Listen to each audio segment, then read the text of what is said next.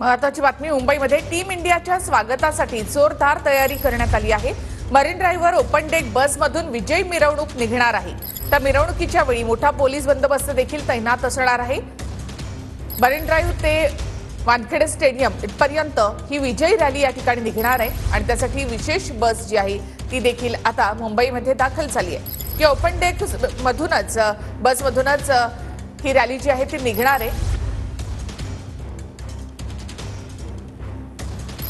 MCAचे सचिव अजिंक्य नाईक यांनी याच्यामध्ये संपूर्ण लक्ष दिलेलं आहे।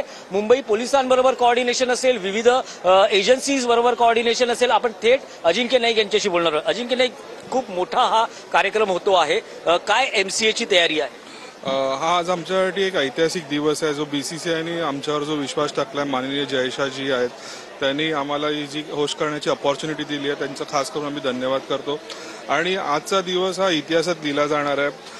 आम्ही प्रेक्षकांसाठी मोफत एंट्री ठेवली आहे 2, 3, 4 आणि 5 जो आमचा युनिव्हर्सिटी गेट आहे तिकडनं लोकांसाठी फ्री एंट्री आहे। 4 वाजल्यापासून स्टेडियम ओपन होईल। NCPA वरनं वानखेडे स्टेडियमवर मिरवणूक ही 5 वाजल्यापासून सुरुवात होईल आणि मुंबई आणि मुंबईच्या आजूबाजूच्या असलेल्या शहरांमधली लोक ही आज तुम्हाला इकडे उपस्थित दिसतील। एकूणच एंटरटेनमेंट किंवा सत्काराचं जे स्वरूप असेल ते न भूतो न भविष्यती असेल असं अजिंक्य नाईक यांचं म्हणणं आहे।